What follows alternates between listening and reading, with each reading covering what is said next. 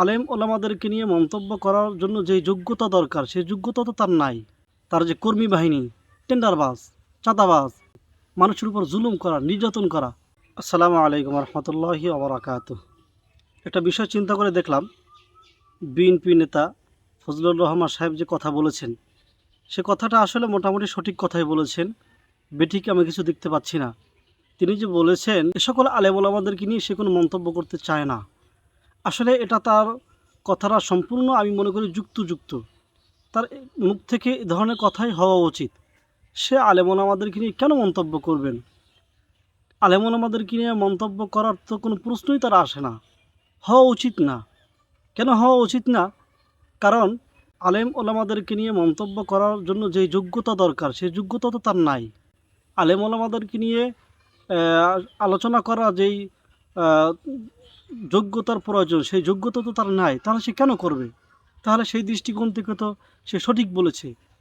আরও বিষয় হলো, আলেম ওলামাদেরকে নিয়ে তিনি কথা বলার অধিকার রাখেন না এই কারণ হলো তিনি তো তার যে দল, তার যে কর্মী বাহিনী, টেন্ডারবাজ, চাঁদাবাজ, ঘুষখোর, সুদখোর।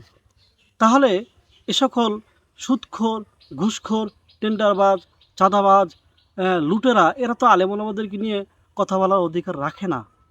এদের কথা বলার তো কোনো রাইট নাই।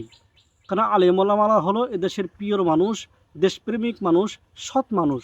একজন সৎ মানুষকে নিয়ে তো একজন সুদখোর, ঘুষখোর, চাঁদাবাজ, টেন্ডারবাজ, তার আশেপাশে যারা আছে তার দল সহ, তারা তো এ ধরনের মন্তব্য করতে পারেন না। তার দলের যারা কর্মীরা আছে তারা কাজটা করে কি? টেন্ডারবাজি, চাঁদাবাজি, হ্যাঁ, এটাই তো করে। তাহলে সেই দলের একজন নেতা কিভাবে আলেম ওলামাদেরকে নিয়ে মন্তব্য করবেন?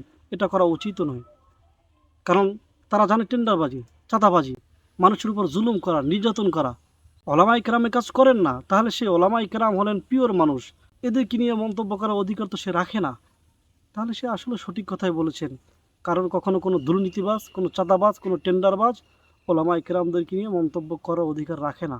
এটাই চির সত্য কথা। আপনি কি মনে করেন? ফজলুর রহমান সাহেবের বক্তব্যের ব্যাপারে আপনার কি মন্তব্য? অবশ্যই কমেন্টে জানিয়ে যাবেন।